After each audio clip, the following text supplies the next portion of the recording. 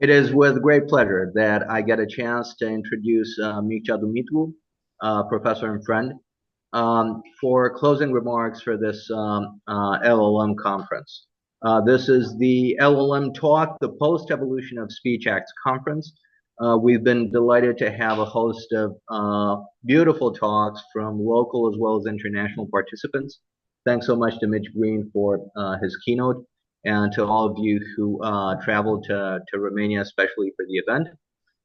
Professor Dumitru is the head of doctoral school in philosophy at the University of Bucharest.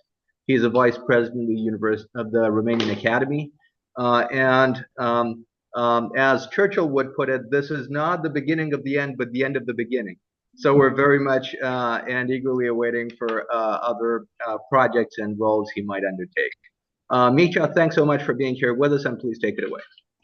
Okay, thank you very much, Andrei. And let me first express my satisfaction and gratitude to everyone who was involved in the organization of this wonderful event, the LLM Talk, the Post-Evolution of Speech Acts, this hybrid conference, in which both local scholars and mostly international scholars of great reputation took part and contributed to the discussion.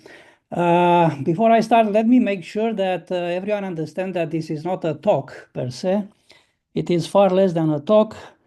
Only some very, very short remarks on how the intersection of the two talks on LLM and speech acts struck me as something extremely interesting and fruitful for further clarification and development.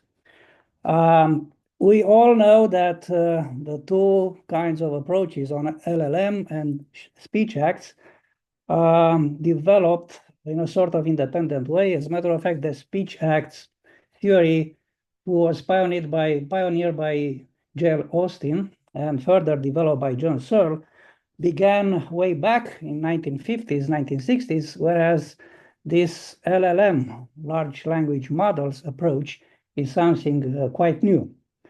I'm not going to enter into the details of the two approaches, except for the fact that what strikes me as very important is whether or not we have a genuine connection between speech acts and LLM. At least to my own understanding of the situation today, LLM can at most imitate elocutionary acts, such as, for instance, give advice, make requests, but they do not have true intentions. Then when it comes to interpretation, users often treat LLM output as performing genuine speech acts, though the model lacks agency.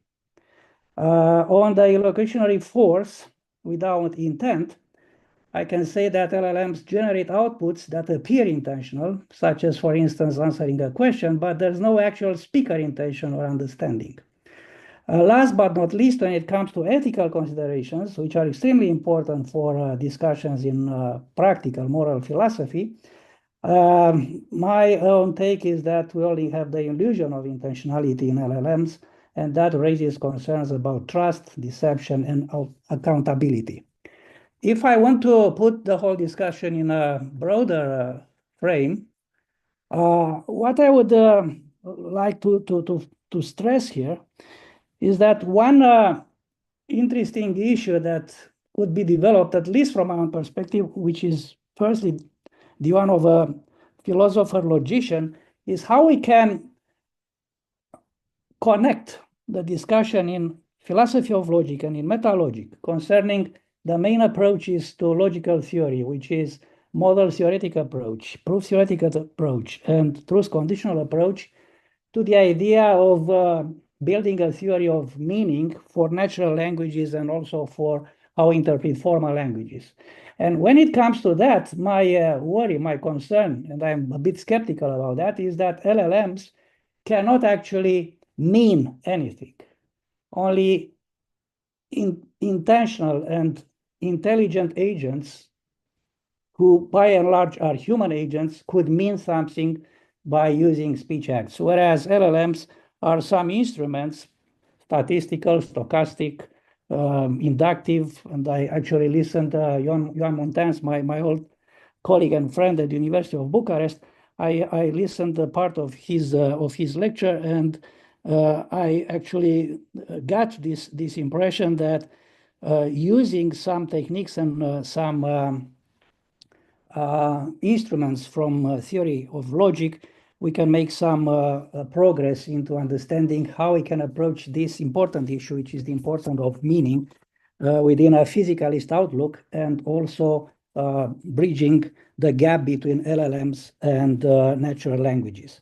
So in short, my philosophical worry is that what we get through LLMs are some very important tools, very important instruments, which can be used for various purposes, but that is very far away from the real thing that we do as human intelligent agents when we utter sentences and when we actually build speech acts.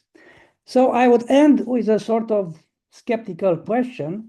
And the question is whether this kind of connection, which was the main point of discussing together the LLM talk and the theory of speech acts, this connection is a genuine connection. I mean, to what extent we can speak about speech acts when it comes to building and to using LLMs? My, let's say, speciesist attitude is that only human beings can literally mean things through speech acts. And this is what we do in general through locutionary and illocutionary speech acts. Whereas in the case of LLMs, we only have something which is like illusory, like a sort of fake intention and fake speech acts. So I might sound a bit pessimistic about this, but this kind of pessimism could be the beginning of the end, as you said, because that could launch some fruitful discussions in which philosophers, linguists, IT scholars, engineers could work together in the future in order to better understand what it means for us to mean something through speech acts and how LLMs are only some instruments which prima facie could have those properties, but in reality, at least the way I understand things, in reality, do not have that kind of properties that only human minds possess to our best knowledge so far. So I like to end my very short intervention inviting you to send, I mean, maybe you discussed that already with Andrei and with Sandra, and I would like to congratulate them for organizing this event. But I would like to invite some of you who are interested in publishing your research to submit the research to our Journal of Analytic Philosophy, which needs some serious research in this area. Thank you all, and I wish you all the best. And we are waiting you back to Bucharest in situ, in person, or at least in these kind of hybrid conferences in the future. Thank you, sir.